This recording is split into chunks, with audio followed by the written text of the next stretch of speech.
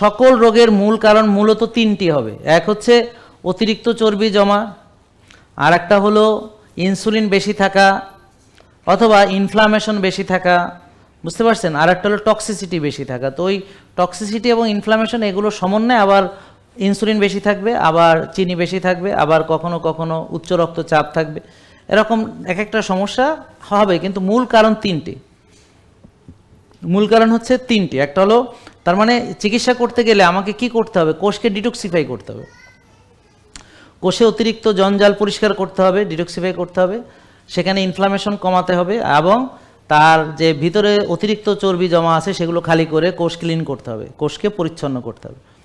তাহলে এখন যখন কোষগুলো সব পরিচ্ছন্ন হয়ে যাবে তখন আপনার শরীরে কোনো ধরনের রোগ থাকবে না, কোনো রকম ওষুধের প্রয়োজনীয়তা থাকবে না। এটা হলো আমাদের চিকিৎসা।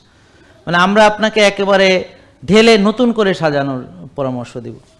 এখন কথা হলো কে কতখানি ভালো হবে সেটা তো আল্লাহর উপর নির্ভর, আর কার কতটা ড্যামেজ হয়েছে তার উপর নির্ভর। যেমন ধরেন একটা লোক, তার কিডনি শেষ, তো এখন তার নতুন কিডনি গজাবে না।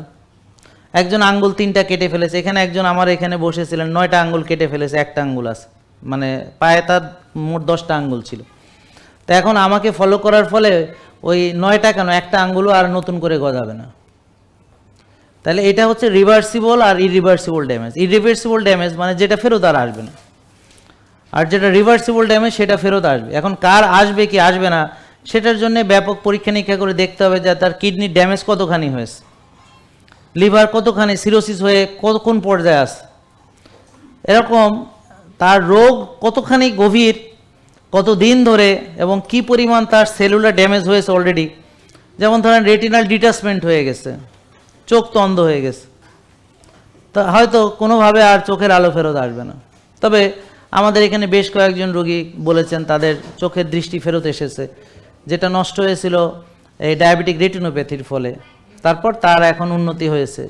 এখন সবার কিন্তু হয়নি, যারা আবার কেউ কেউ আছে, একজন আমার অন্ধভক্ত আছেন, উনি বলল যে আমি বোধহয় স্যারের একমাত্র অন্ধভক্ত, মানে সত্যিকারের অন্ধ। তো উনি এখানে দাঁড়িয়ে বললেন যে আমি যদি 2 চোখ অন্ধ হয়ে এখানে আসতে পারি, এটা মানতে পারি, তাহলে আপনাদের 2টা চোখ আছে এখনও, তা আপনারা কেন পারবেন?